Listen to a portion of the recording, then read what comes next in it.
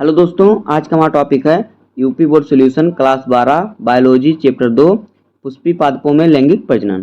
दोस्तों, आज के वीडियो में हम अभ्यास के अंतर्गत दिए गए प्रश्नों का उत्तर लिखेंगे। आज के वीडियो हमारा पार्ट 2 का वीडियो है। तो आइए वीडियो को स्टार्ट करते हैं। मोस्ट इंपॉर्टेंट क्वेश्चन का वीडियो, तो आइए स्टार्ट करते हैं। देखिए क्वेश्चन नंबर 11 क्या कह रहा है कि त्रिसंलयन क्या है, यह कहाँ और कैसे संपन्न होता है। त्रिसंलयन में सम्मिलित न्यूक्लियाई का नाम बताइए। तो देखिए उत्तर, पराग नलिका से मुक्त दोनों नर केंद्रकों में से एक मादा केंद्रक से संयोजन करता है, दूसरा नर केंद्रक भ्रूण कोश में स्थित द्वितीय केंद्रक 2n से संयोजन करता है। पहला जो होता है वो मादा केंद्रक से संयोजन करता है। जब पराग नलिका से मुक्त दोनों नर केंद्रक जब पराग नलिका से मुक्त होते हैं तो एक मादा केंद्रक से संयोजन करता है और दूसरा जो होता है वो नर केंद्रक में जो भ्रूणकोश स्थित होता है उसके द्वितीय केंद्रक से संयोजन करता है। द्वितीय केंद्रक में दो केंद्रक पहले से ही होते हैं तथा नर केंद्रक में से संलयन के पश्चात केंद्रकों की संख्या कितनी हो जाती है? 3 हो जाती है। 3 केंद्रकों का यह संलयन त्रिसंलयन कहलाता है। त्रिसंलयन की प्रक्रिया भ्रूणकोश में होती है तथा इसमें ध्रुवीय केंद्रक अर्थात द्वितीय केंद्रक व नर केंद्रक सम्मिलित होते हैं।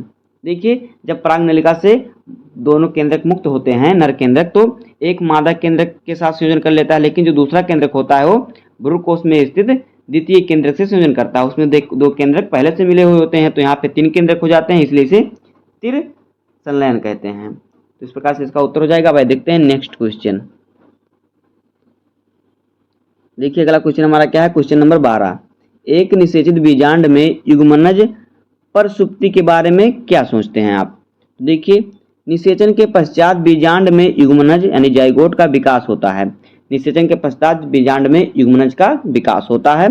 बीजांड के अध्यावरण दृढ़ होकर बीजांड आवरण बनाते हैं। जो बीजांड का अध्यावरण होता है वो पूरा बीज का आवरण बना लेता है। बीजांड के बाहरी अध्यावरण से बीज कवच तथा भीतरी अध्यावरण से अंतः कवच बनता है। भ्रूणपोष में भोज्य पदार्थ एकत्रित होने लगते हैं। जल की मात्रा धीरे धीरे कम हो जाती है, अतः कोमल बीजांड कड़ा व शुष्क हो जाता है। धीरे धीरे बीजांड के अंदर की कार्य क्रियाएं क्रियाएं रुक जाती हैं तथा युग्मनज से बना नया भ्रूण सुप्तावस्था में पहुंच जाता है। इसे युग्मनज प्रासुप्ति कहते हैं। बीज आवरण से घिरा एकत्रित भोजन युक्त तथा सुसुप्त भ्रूण युक्त यह रचना बीज कहलाती है। इस प्रकार से क्या बीज बनता है। वही देखते हैं अगला क्वेश्चन। देखिए अगला क्वेश्चन क्या है, क्वेश्चन नंबर 13। इनमें विभेद करें। नंबर का बीज पत्राधार तथा बीज पत्रोपरी। बीज पत्राधार तथा बीज पत्रोपरिक। दूसरा है प्रांकुर चोल तथा मूलांकुर चोल। तीसरा है अध्यावरण तथा बीज चोल। और चौथा है परिभ्रूणपोष तथा फलभित्ति। तो आइए देखते हैं पहले का उत्तर। देखिए का हमारा है क्या, बीज पत्राधार तथा बीज पत्रोपरिक में अंतर। तो आइए स्पष्ट करते हैं। देखिए हमने एक तरफ लिखा है बीज पत्राधार, एक तरफ बीज पत्रोपरिक। तो देखिए बीज पत्रों के ठीक नीचे या मूलांकुर के ठीक ऊपर स्थित अक्ष का भाग बीज पत्राधार कहलाता है। और इसमें देखिए प्रांकुर के ठीक नीचे का भाग बीज पत्रोपरिक कहलाता है। अगला देखिए बीज पत्राधार में इसकी समाप्ति मूल शीर्ष में होती है और इसकी समाप्ति प्रांकुर में होती है।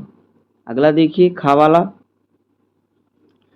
प्रांकुर चोल तथा मूलांकुर चोल में अंतर। तो देखिए प्रांकुर चोल एक तरफ है, एक तरफ मूलांकुर चोल है। तो देखिए प्रांकुर चोल में पहले देखिए स्कूटेलम के प्रांकुर को ढकने वाली खोखली पर्णीय संरचना प्रांकुर चोल कहलाती है। और इसमें देखिए स्कूटेलम के निचले भाग में मूलांकुर को ढकने वाली परत मूलांकुर चोल कहलाती है। और फिर देखिए जो प्रांकुर कोल में यह प्रांकुर को ढकती है और यह मूलांकुर को ढकती है।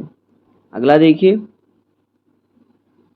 गा वाला देखिए अध्यावरण तथा बीज चोल में अंतर। तो देखिए एक तरफ हमारा अध्यावरण है, एक तरफ है बीज चोल। तो देखिए अध्यावरण बीजांड में पाए जाते हैं और बीज चोल बीज में पाए जाते हैं। बीजांड के दोनों बाहरी आवरण अध्यावरण कहलाते हैं। बीजांड का बाहरी कड़ा आवरण बीज का चोल कहलाता है, जो उसको बीज को चारों तरफ से घेरे होता है। अगला देखिए परिभ्रूणपोष तथा फलभित्ति में अंतर। तो देखिए एक तरफ हमारा परिभ्रूणपोष, एक तरफ है फलभित्ति। तो देखिए परिभ्रूण पोष में क्या है, बीजों में उपस्थित शेष बीजांडकाय परिभ्रूण पोष कहलाता है। निषेचन के पश्चात अंडाशय की दीवार से विकसित फल का छिलका फल भित्ति कहलाता है। इस प्रकार से हो जाएगा इसका उत्तर। भाई देखते हैं अगला प्रश्न।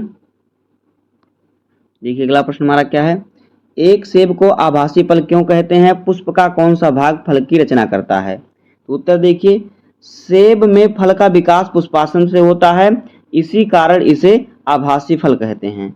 जो सेब होता है उसका जो फल का विकास होता है पुष्पासन से होता है, इसलिए इसे आभासी फल कहते हैं। देखिए फल की रचना पुष्पासन के निषेचन अंडाशय से होती है, अंडाशय यानी कि ओवरी से होती है।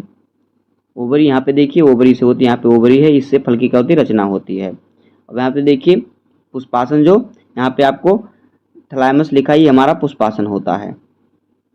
तो इस प्रकार से आपको चित्र बना लेना है, इस प्रकार से इसका उत्तर लिखना है। आप स्क्रीनशॉट भी ले सकते हैं। अगला क्वेश्चन देखिए,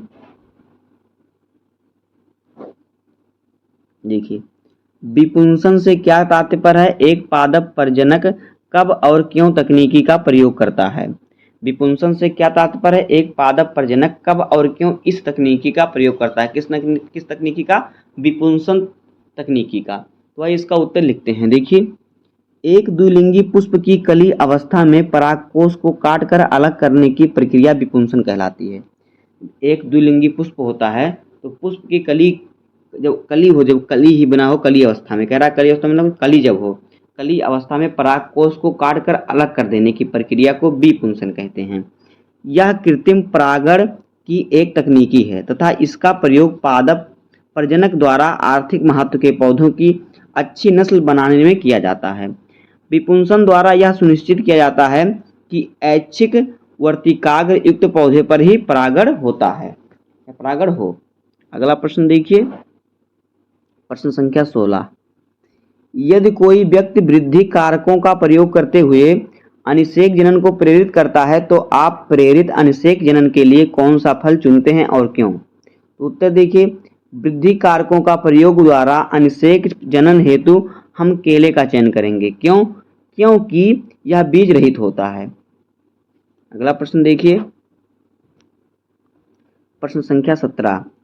परागकण भित्ति रचना में टेप्टम की भूमिका की व्याख्या कीजिए। तो देखिए पुंकेसर के परागकोश में प्रायः 4 लघु बीजाणुधानी बनती हैं। प्रत्येक लघु बीजाणुधानी 4 परतों वाली भित्ति से आवृत होती हैं, मतलब घिरी होती है। बाहर से भीतर की ओर इन्हें क्रमशः बाह्य त्वचा, अंतःस्थीलियम, मध्य परत तथा टेप्टम कहते हैं।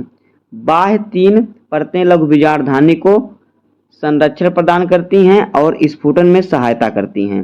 सबसे भीतरी टेप्टम की परत कोशिका को विकासशील और परागकण को पोषण प्रदान करती है। चित्र में आप देखिए, यहाँ पे देखिए हमारा क्या दिया हुआ है, बाह्य त्वचा। बाह्य त्वचा कहाँ पे दिया है, यहाँ पे देखिए, यहाँ पे लिखा है ना आपको एपिडर्मिस। तो ये हमारा बाह्य त्वचा है, इसका हिंदी होता है बाह्य त्वचा।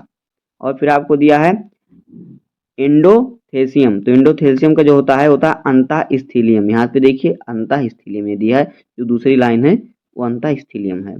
और फिर देखिए अब क्या दिया है, मिडिल लेयर यानी कि मध्य परत। यहाँ पे देखिए इसका जो है मध्य परत है, मिडिल लेयर लिखा है, ये मध्य परत होता है। और टेप्टम, यहाँ पे आपको देखिए टेप्टम दिया हुआ है, जो चारों तरफ है टेप्टम है, जो गोला, इस जो केंद्र के अंदर गोला हुआ है वो टेप्टम है, उसे टेप्टम कहते हैं। इस प्रकार से इसकी संरचना होती है। भाई आगे देखते हैं अगला क्वेश्चन। देखिए असंग जनन क्या है, इसका क्या महत्व है। देखिए यह क्वेश्चन 2014 और 17 में पूछा गया था। तो उत्तर देखिए, अलैंगिक जनन की एक सामान्य विधि जिसमें नए पौधे का निर्माण युग्मकों के संलयन के बिना होता है, असंग जनन कहलाता है। क्या, जो अलैंगिक जनन की एक सामान्य विधि जिसमें नए पौधों का निर्माण हो युग्मकों के संलयन के बिना होता, मतलब उसमें युग्मक का संलयन नहीं होता, ऐसे पौधे असंग जनन कहलाते हैं। असंग जनन में गुणसूत्रों का विसंयोजन व पुनः संयोजन नहीं होता है, अतः इसमें पौधों के लाभदायक गुणों को अनिश्चित समय तक सुरक्षित रखा जा सकता है। तो इस प्रकार से हो जाएगा इन प्रश्नों का उत्तर। उम्मीद है कि आपको वीडियो पसंद आया होगा।